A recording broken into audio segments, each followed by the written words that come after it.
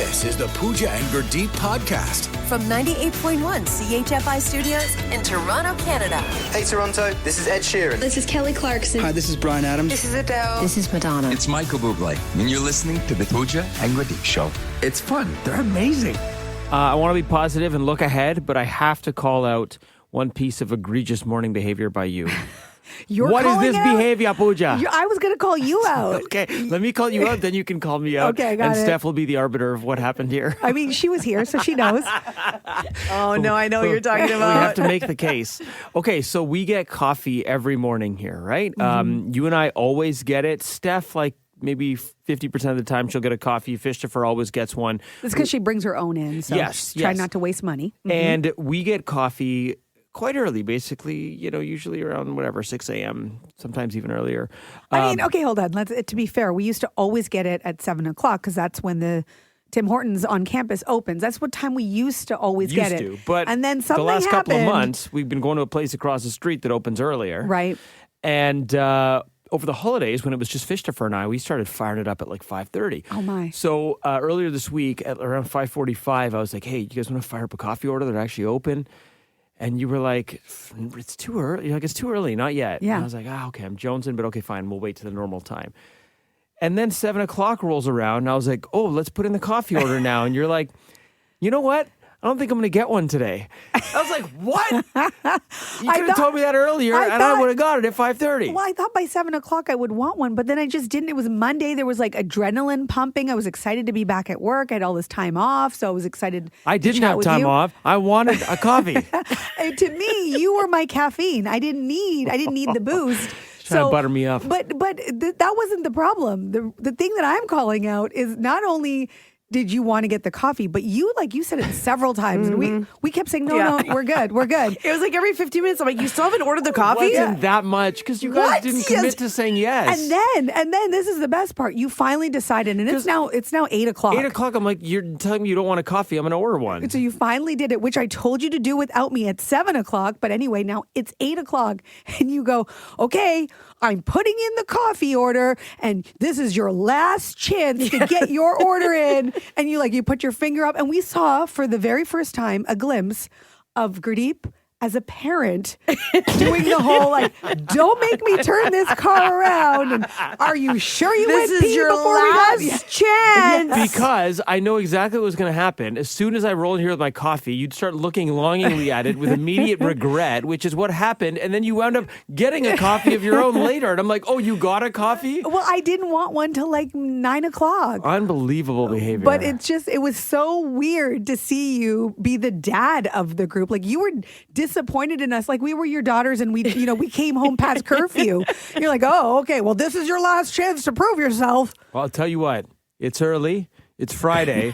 Do you want a coffee? I'm going to put in an order. No, I'm good. Last chance. Last chance, because I'm putting it in. From CHFI Studios, It's the Pooja and Gurdeep podcast. So Fishtopher sent me this meme, and I was just like, what? And I read the comments on it, and sure enough, everyone thinks this is a good idea. This is for anybody who is looking at retirement and maybe dreaming about what that might look like one day. Mm-hmm. So like most people? Like most people, yeah, unless you're already retired. So this is what it is. Abandoned malls should be turned into Gen X retirement homes. 3 stories tall with a food court, movie theater, arcade, Orange Julius, a skate park, and a glamour shots just for the heck of it. And people in the comments are like, yes, 100%, indeed. Oh my goodness. And it brought back all the feels of all the things that we used to, have in the mall growing up. Why not people are not going to the mall anymore. We know what's happening to brick and mortar stores. Why not use that real estate, turn it into a retirement home? That's fantastic. Right? That's actually a brilliant idea. I guess you would just have to sort of add, get rid of one of the floors to put in apartments or places to live. Yes. But then you step out of your place and you're in a mall, but the malls are like a time capsule and the stores are from the your 80s, time, the 80s yes. and 90s. That is so cool. The stuff that you grew up I don't know about you, but that's the way we would hang out. Like, sometimes I'd just be like, okay, Mom, I'm going to the mall. I didn't shop. I didn't have any money to buy anything. We would just go to the mall to kill time because we didn't have the internet. That's right. And we just walk around, and then sometimes, you'd be walking by and there'd be some other boys and you'd be like, oh, they're cute. And that was part of socializing. I mean, that wasn't my experience, but okay. Yeah, and we didn't have any money, so it was mostly window shopping, but it was just a fun experience. Like, what are you going to spend the $8 you've got in your pocket on? Like, it was... At that time, you could actually go to the food court and afford to buy something with $8. You could. Yeah, this would be fun for at least a week. I might get sick of it after, but this would be pretty cool. I don't know. If all of your friends are in this retirement home and then you've got all this stuff to do, like, what would be the stores that you would want to make sure were in your mall retirement home? Like, what are the things that you remember growing up on and you were like, this store has to be there, or maybe even a restaurant? Okay, I'm going to give you 3, and I'll be honest, I had a real hard time narrowing it down to just 3 because I started to think of all the stores I used to love in the 80s and 90s. It was hard, but here's the 3 I'm going to give you, okay? My retirement home mall would need to have an arcade. Yes. I used to love going to Woodbine Mall. There was the arcade right beside the movie theater, and like we used to purposely show up like 2 hours before the movie just so we could kill a bunch of time in quarters when you could still play games for a quarter at the arcade. So if I'm retired, I got time to crush video games. What's the video game you were playing? At that time, probably Afterburner. It was the first one where you sit in, where like the whole thing actually moves. You're flying a plane, and the whole thing actually moved. It was kind of like, it was really neat. Okay. I used to love this store so much. The first store I would go to when I'd go into the mall as a kid, the It store, which then became like Spencer Gifts. I love the It store. Always the weirdest, like funniest, strange little toys, pranks, all that stuff. You could spend hours in that store and then again, not buy anything. And if I'm retired, I got lots of time to play pranks and do stupid gags with my retired friends. So give me the It store, give me an arcade. Okay, struggle with this last one, but this wasn't really in Canada, but every time I'd go to the mall in Buffalo, the outlet malls, I used to stop at Panda Express. Give me that orange chicken. Oh, I like that. It store, arcade, Panda Express. That's a good retirement. Okay, I think in my mall, the place I always went to was Taco Villa. Do you remember Taco Villa? Taco Villa. I remember walking by Taco Villa. I don't think I ever stopped there. There was something about the way that they had like this Mexi rice and they would put like this Mexi sauce rice? on top of it. Is it like sexy rice? I don't know if any of this is authentic. Probably not. But I just grew up eating it and it was delicious and the burritos were so good. They would put like this ranch sauce on the salad. Now my mouth is watering. So I would want a Taco Villa. I'd also want... The fact that it's called Taco Villa tells me it's not authentic. I'd also want a Byway. Remember Byway? Oh, the Byway. Let's bring the Byway back. Really good deals, Yes. good prices. At the time, for some reason, people poo-pooed how good the deals were. Like it was cheap and it was embarrassing. Yeah, why was that embarrassing? It's like everybody wants a deal. Yeah, and the bags, the black and white bags, bring those back. That's a good choice because it's like you're getting a lot of bang for your buck. There's a lot of variety in there. Yes. It's a good choice for a store. And my final one, and I have a little bit of bias because I worked here for many years, Consumers Distributing. Let's bring back catalog shopping. Do you even know about catalog shopping? Are you too young? The Sears catalog, hello. Okay, all right, yeah. So you would go through the catalog, you'd spend hours and hours, and then you would, it was just such a great store. It was a great place to work as well. Consumers Distributing. Okay, 6 excellent choices right there. We're going to make it simple, okay? Finish this sentence. If your mall didn't have a blank, was it even a mall? We're looking for your one ride or die store, restaurant, mall store from your youth.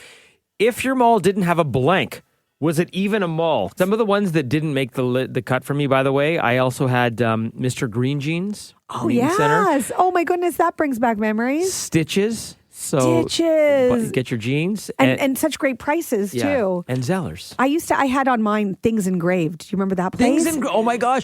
That's where I got my first girlfriend a bracelet with her name We all thought it was like the best gift ever to get things engraved, and then... You give someone a bracelet, and they're like, oh, this is nice. I'm like, now flip it upside down. Yeah. Take a look. I got your name and my name and a heart. Check it out. And then there was Things Embroidered, I guess. Oh, didn't quite catch on. No, that one I didn't go to. No. Okay, let's try your calls here because you got a lot to say about this. We're asking you to finish this sentence. If your mall didn't have a blank, was it even a mall? Let's go to Krista in Hamilton. The Disney store. Oh, the Disney store. So good. And it was huge. It was massive. Yes, I miss it. Oh my gosh, all the feels in there. And I do remember thinking I couldn't afford anything in there at the time because it was Disney pricing, obviously. But man, you can get a lot of good stuff in there. Great place to buy gifts for kids as well, or for yourself. Krista, that was a good one. Thank you. Thanks, Krista. Have a great day. You too. So many texts to 981-981. You all have some ideas of the things like, tapping into the nostalgia of growing up and going to malls. Valerio writing, muffins. My God, remember those? Muffins. Muffins. You have to say it like that. muffins. How did it took so long to say? You could eat the muffin quicker than saying it. This is good. Paul texting and saying Lime Rickies. Yeah, that's my Paul, by the way. My husband Paul. Yeah, nice. Lime Rickies. Did he Remember text that? you directly? He texted the text line. Oh, wow. Hey, nice. I recognize the number. Also, a text here from Denise in Hamilton saying Le Chateau and Kmart. Classic. Yes. Couple classics. Amanda from Keswick saying La Senza, the lingerie store. So I used to work for Susie Shear, which they're all owned by the same people. So La Senza, La Vie en Rose, and Susie Shear are all owned by the same company. I never went into La Senza because I always felt like a creep even when I walked by. I'm like, look straight, don't look in, don't do it. Don't, even though I wanted to. It's probably a good thing that you never went in. Probably for the best. Virginia in Tottenham, finish this sentence for us. If your mall didn't have a blank, was it even a mall? It's a cotton ginny and all that glorious fleece. Oh, Cotton my ginny. gosh. Oh, my God. Virginia, you just saying cotton ginny instantly triggered nostalgia in my brain. Wow. I remember the sweatshirts. It's so true. Cotton ginny. And we used to have, what was it, also like Northern Reflections? And there was all of those really great stores, and that they don't exist anymore. Let's bring them back. Let's retire with these stores. Cotton ginny. It just makes you feel all warm and fuzzy, the name, Cotton ginny. That's a great one. Virginia, thanks for sharing. Not at all. Have a great day. This text from Gina is great because it gives me nostalgia as well. It says, good morning. I live in Bradford, so our mall is Upper Canada and Newmarket. And when I was a kid, there used to be an awesome play area attached to the food court. Oh. Okay, so I used to go to Woodbine Mall every weekend with my brother and my dad, and there was an area called Fantasy Fair. And it was like this big play area. We'd get some McDonald's, and then we would play at Fantasy Fair every I didn't weekend. know that was a thing. It was the best. And then there was a JJ Mugs, and we'd go eat at JJ Mugs. JJ Mugs, yeah. I was so Square One was my mall. I grew up in Mississauga. I worked at many stores in Square One, but they used to have like this area beside the food court where they did like live concerts and stuff. So anytime anybody was coming through to perform, they would do it right in the middle of the food court, and like the crowds on all floors. It was such a good time. Woodbine had Brian Austin Green from 90210. He was Really? there rapping. It's like, cool. As he does, because the rapping career has gone very well from him. Steph in Little Britain writing us saying Jean Machine, where you could get mod robes. What are those? Oh, mod robes. Yeah, these were big when I was in high school. I didn't wear them. They were sort of these like baggy pants. They were like wide bottom, and people would wear them. They kind of had like this self-attaching belt. I didn't love the vibe of them. Parasuco jeans from yes. Jean Machine. Those were nice. Those were more tight-fitted. Yes, generally. and expensive. Steph, can we do one more call here? Okay, let's go to Carol in Newmarket. Carol finished this sentence. If your mall didn't have a blank, was it even a mall? It needed to have an Eaton's.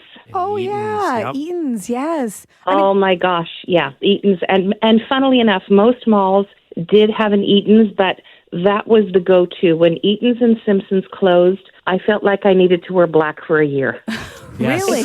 I have like vivid memories of being in Simpsons with my mom. Yeah. And like just sitting there being like, Mom, are we done yet? Yes. And just like waiting for my mom to finish shopping at Simpsons. You know what? And the Simpsons at Yorkdale had the cute little cafeteria downstairs with the old-fashioned stools, and you'd go and have a cup of tea or a sandwich or a butter tart, and it was just so nostalgic. I really miss both of them still. Yeah. Carol, what do you think about retiring in a mall with the Simpsons there? You know what? I've got to tell you, I'm a big shopper, Pooja. So it's a happy place for me. It's like an airport. I like being at an airport. I like the bustle. Nice. I like the excitement. I like the action and the yeah. It's great. I would retire at a mall. Yeah. Love that. The idea is genius. Yeah, the idea is really good. Carol, thanks for sharing. Appreciate you. Have a good weekend. Thanks. Have a great day. Bye, guys. The Pooja and Gurdeep podcast. From 98.1 CHFI.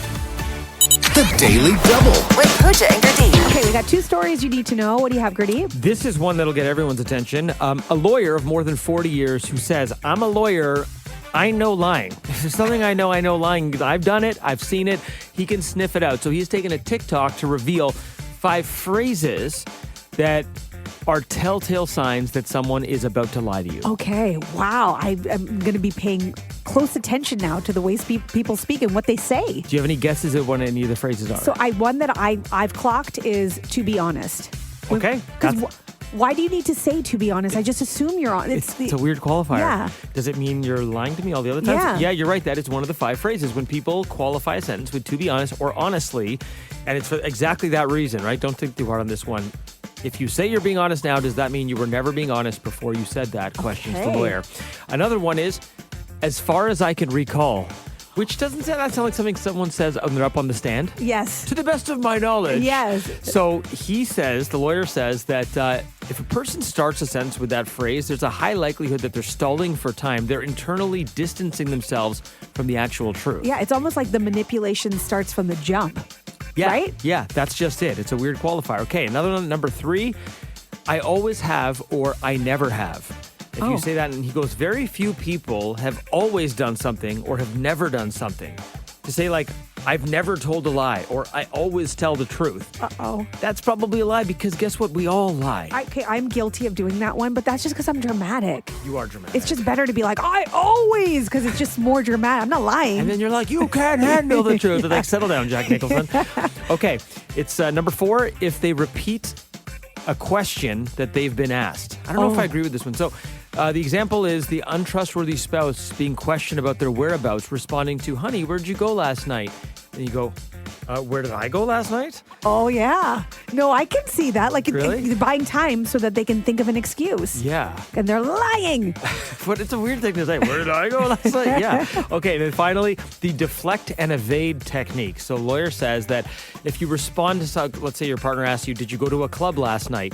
If you don't respond with an answer, but rather a defensive or evasive response, like, you don't have anything better to do than to wonder if I went to a club last night? Yeah. Yep. Lies, lies, lies. You're nodding like you've had some of these conversations with Paul. I'm starting to have this oh, wait a minute. What's been going on? Do you think Paul's at home right now being like, Gurdeep, shut up.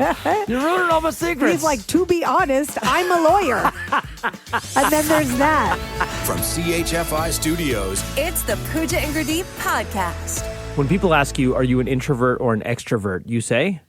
Well, I think it seems obvious that I would say extrovert because, like, look at what we do for a living. But I kind of feel like I'm a little bit of both. I think I'm also a bit of an introvert because I do really enjoy alone time, an exorbitant amount. Steph, introvert, extrovert?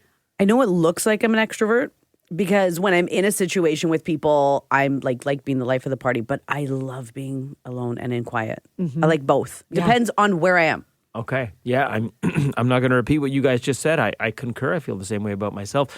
What about you listening? Are you an introvert or an extrovert? For the longest time, there's just been these two categories, and I am not a fan of labels in general. Like even like labeling generations, like, oh, this age group is like this or should be like this. This always felt like it didn't sort of cover all the bases. And now researchers have introduced the concept of Otraverts. Say what now? Otravert. I know it doesn't really roll off the tongue. Introvert, extrovert, and an Otravert? An Otravert. Otravert. Too many vowels. Yeah. It doesn't, it gets stuck in your face a little bit. It basically describes kind of what we all just said about ourselves. So Otraverts, I'll read you the description here. Otraverts are people who aren't introverts or extroverts, but fall somewhere in between. They adapt their behavior depending on the situation and people around them, sometimes being quiet and withdrawn, other times outgoing and social. They recharge with alone time, but also enjoy connecting with others, especially the right people, and feel most balanced with a mix of solitude and meaningful interactions. Sign me up. I'm an Otravert. Right? Doesn't that sound like all of us? Does it sound like every adult who's choosing what they want? This is what, to me, this is just called being human.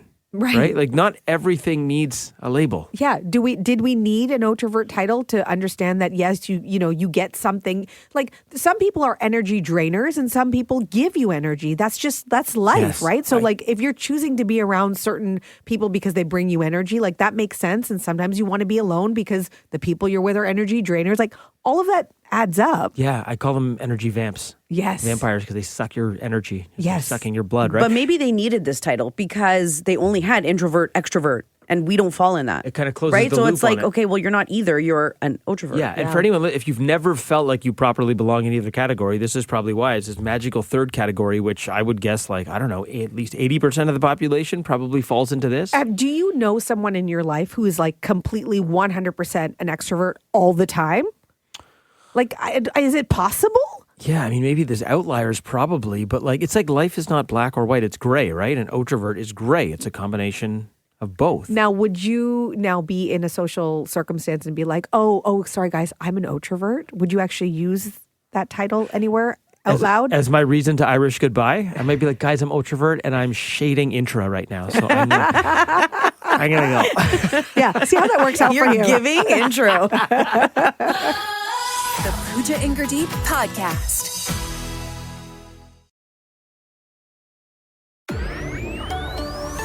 This is the Pooja and Gurdeep Podcast. Have you ever had a hand in naming a baby that wasn't your own? Maybe a family member's, maybe a friend's. This had never happened for me until 1 month ago. Okay, so I mean, this is very exciting. That's a really big deal.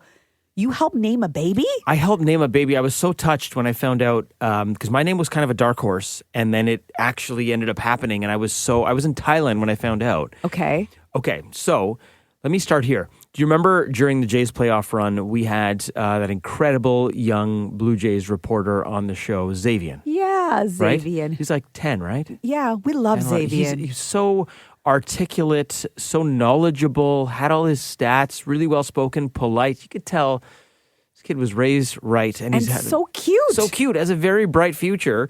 And we had him on once. We loved him so much, we ended up having him on multiple times during the Jays run. And I loved his name. It's such a strong name. Xavier. Strong, right? And it's unique. I'd never heard it before. I love unique names. That's why I named my dog Coffee. I'd never met another Coffee before. Anyhow, two of my best friends, Divian and Sonia, I've mentioned them before on the show. They were expecting their first child. And we went away to the dog cottage together a few months ago, and I unintentionally opened up a can of worms. I was like, okay, we're 2 months away from the baby. Their due date was early December. I was like, where are we at? What's on the short list?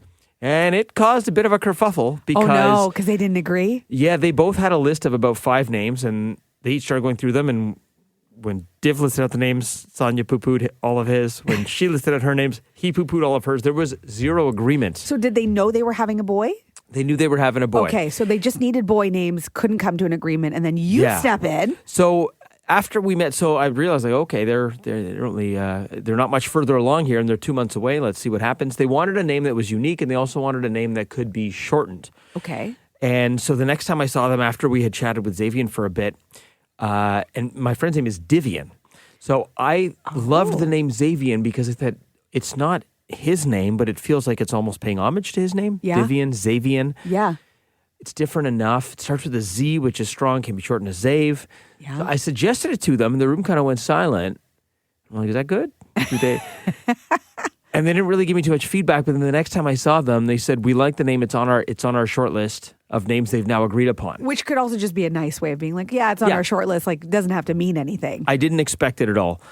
And before I went away, they told me there was another name that they both liked that was at the top of their list. I was like, okay, amazing. Right. Like, you guys have landed on a name, wonderful. So I'm away in Thailand, and I'm texting him in our little group chat. I'm like, what's going on? What's the due date yesterday? Like, what?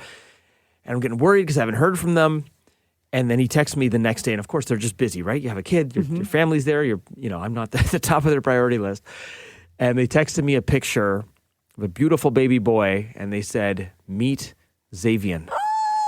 And my head wasn't even I just got going. goosebumps. I know. Even though I knew the end of the story. I actually teared up while I was sitting on my bed in a hostel in Thailand. I teared up because I was so touched. I'm like, oh my God, I've never actually suggested a name that got picked. This is the name of their child. You're forever going to be tied to the child now. You know, they're like the child's going to grow up and always going to know that Uncle Gurdeep helped name you. I'm very invested in his success now. I always was, but now I really want him to be a winner. Oh my goodness. First of all, like the name is beautiful. And, you know, anytime it comes to naming babies, like for a lot of people, they have a name, they know what the name's going to be, but then you meet your baby and it doesn't always work. So I wonder if that's what happened, is that whatever was at the top of their list, they were like, no, this baby is a Xavier. It's funny you say that. That's exactly what happened. Because I said, what about the other name? Yeah. And they said, we met him, and that wasn't his name. That wasn't the way he came into the world. Interesting. We met him, and he's a Xavier. Wow. So have you ever had a hand in naming a baby? Because like I just got goosebumps.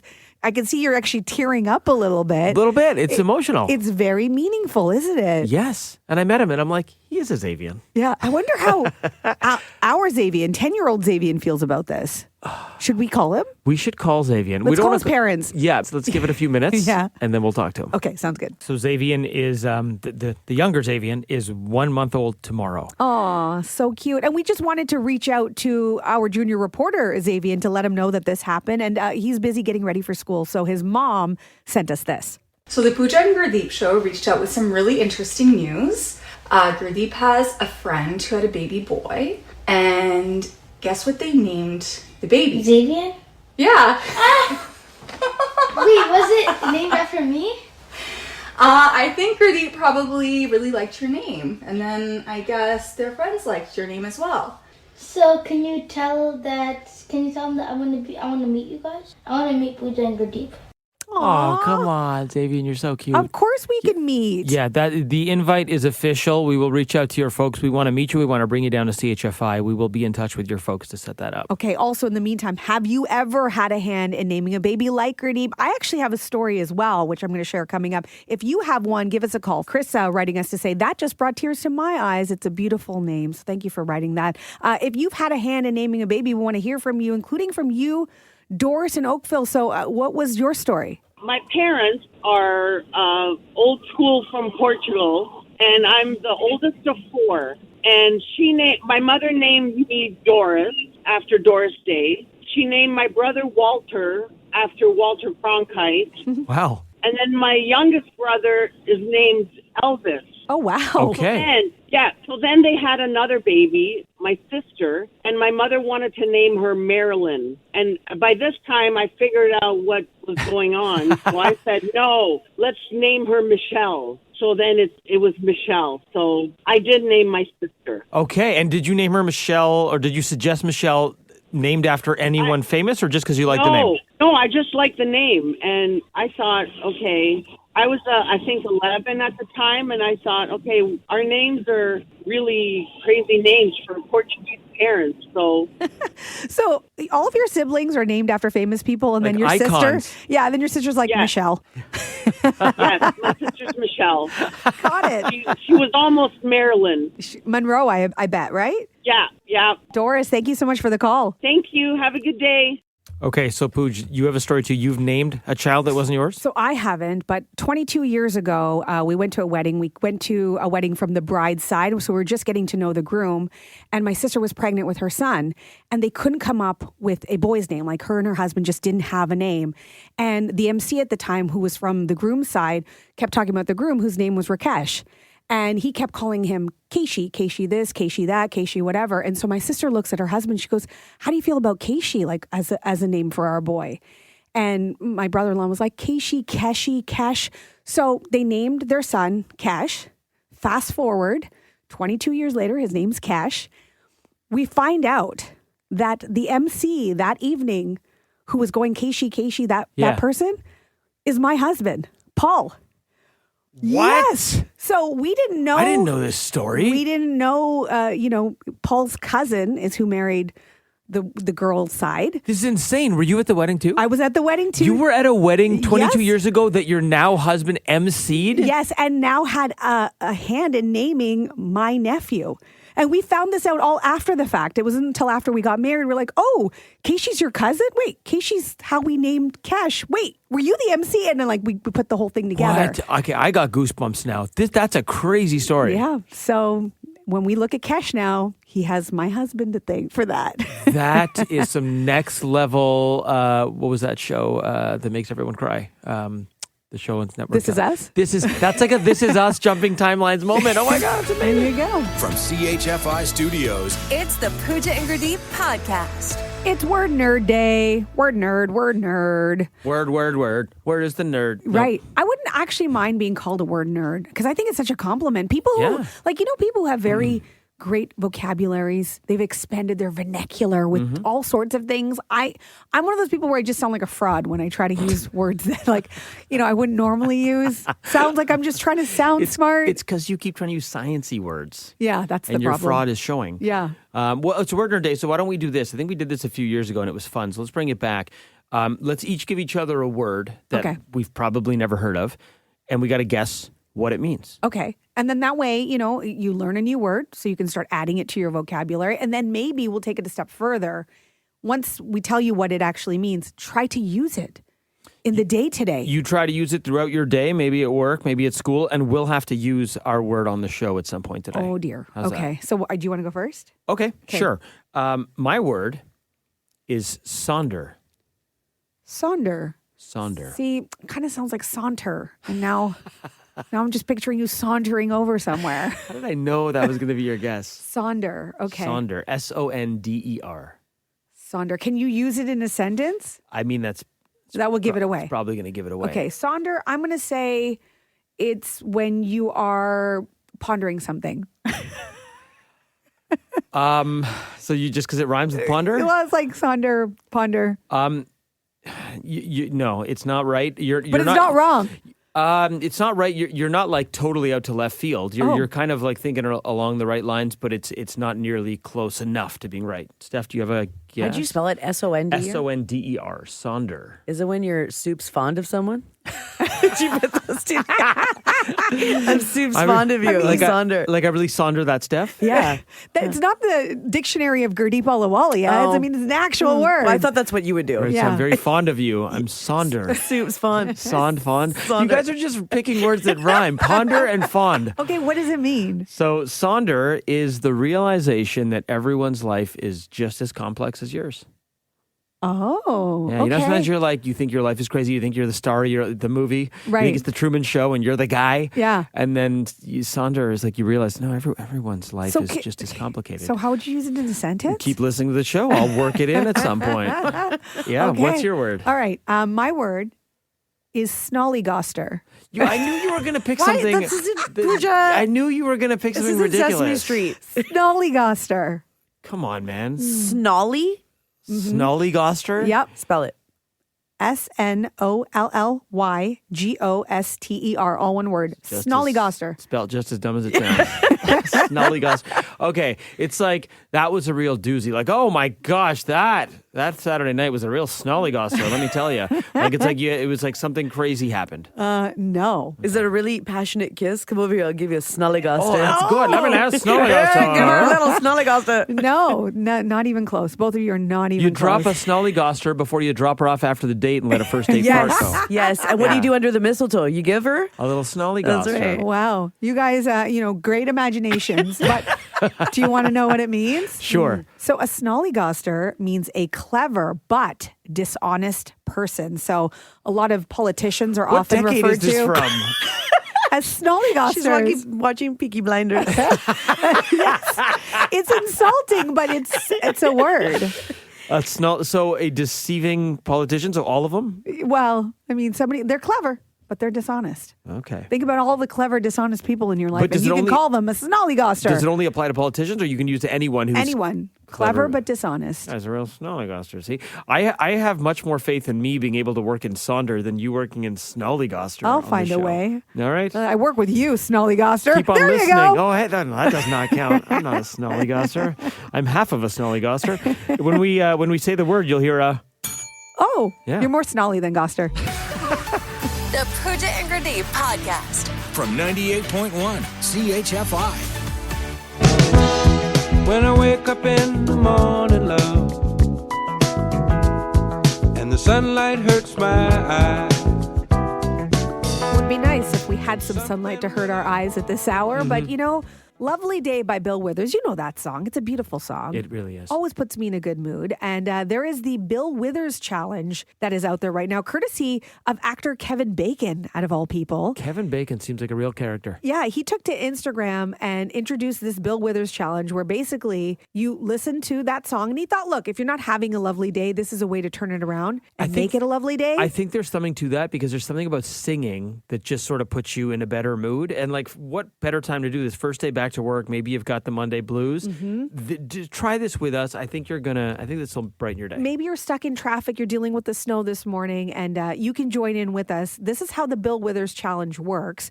Basically, when he gets to the part where he says lovely day, he holds a note for a long time. Quite some time. This is actually Kevin Bacon trying the Bill Withers challenge. And the world's all right with me. Take a deep breath.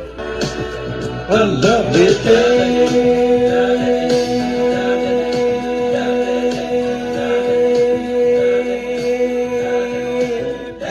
Lovely day. I'll make it the first time.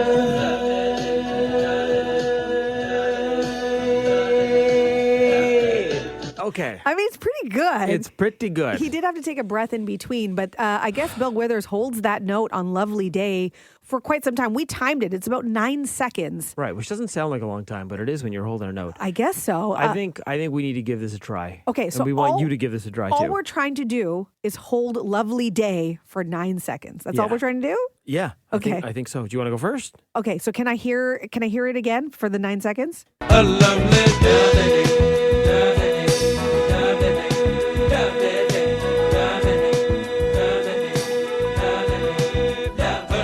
Okay. All right, ready? You ready? Okay, deep breath. Okay. From the diaphragm. From the diaphragm. Okay. Do I have to do the lovely part? Yeah. Okay. A lovely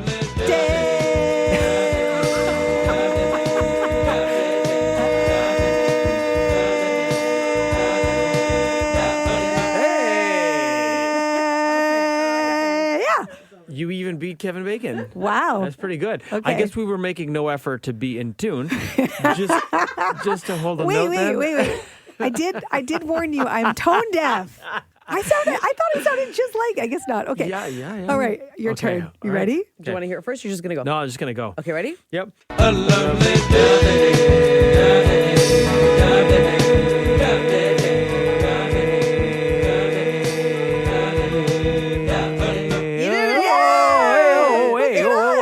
This wasn't so hard. That wasn't so bad at all. Why did Yeah. it seem so hard when Kevin Bacon was Maybe doing it? because he did it a second time because like he Right. repeats it right after Yeah. with a lovely day. That I do. How do you feel? I feel good. I feel good. I feel good.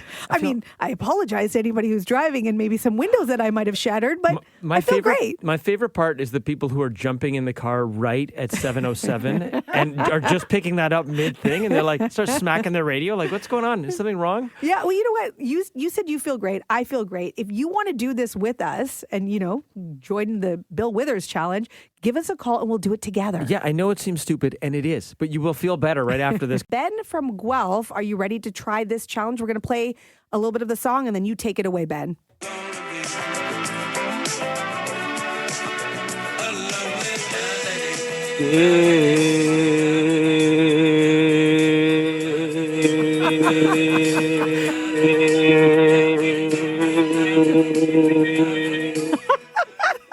Okay, all right. Ben, you did it. How do you feel? Oh, I feel great. I've been up since about 6 a.m. myself, so my lungs are ready to go for the day. Nice. You're going to crush the day. Ben, thanks for the call, buddy. Thank you, guys. Happy New Year. See, there is something to it. Yeah, now I'm wondering what we sounded like. Honestly, I think Ben sounded better than us. Okay, let's do one more here. Tracy in Toronto. Let's do the Bill Withers challenge with you.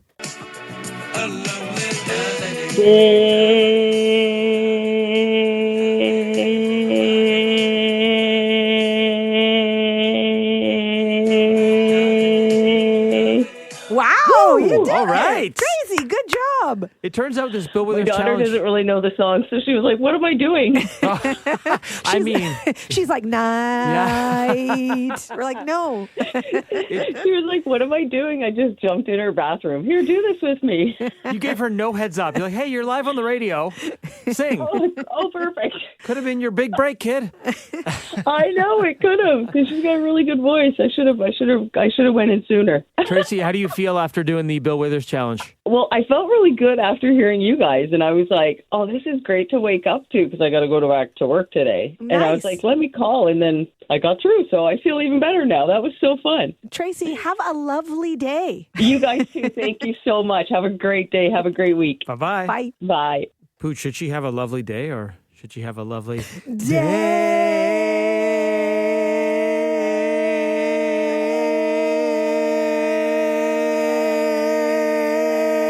Oh my God, it's so much worse without Bill Withers. Hey. It's so much worse without Bill Withers. Sorry. From CHFI Studios. It's the Pooja and Gurdeep podcast. So it's happening. I didn't think it was going to happen because we've been friends for a very long time. And I'm starting to say things like words are coming out of my mouth. And as they're coming out of my mouth, I'm like, that's not something I would say. You know who would say that? Gurdeep. Well, Gurdeep would say that. Well, you're welcome because I say awesome things. No, you don't. You abbreviate everything, which I'm still not doing, thank goodness. But I just found myself like saying things that I don't normally say. And I almost had to like shake it off. I'm like, no, you don't say that. Take it back. And then I found another word for it that I would use to describe a scenario. Like, I said no bueno a couple of days ago. I don't say no bueno. You say no bueno. Yeah, that's no bueno. Yeah, but I don't do that.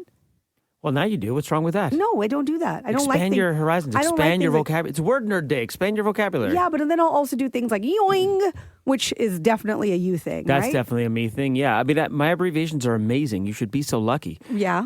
Like it's a Friday, crush of sods. No, see, I'm not doing that. I'm just Steph saying, loves like, it. I'll just say things the way you say. Like, you'll be like, instead of pass me a sriracha, we have these little sriracha packets. You're like, can I get a sriracha? Yeah, because sriracha is cuter. It's like a little sriracha. And then I said that over the holidays. I was like, oh, a little sriracha, please. I'm like, no, I'm cute. turning into Gurdeep. It's so cute. Okay.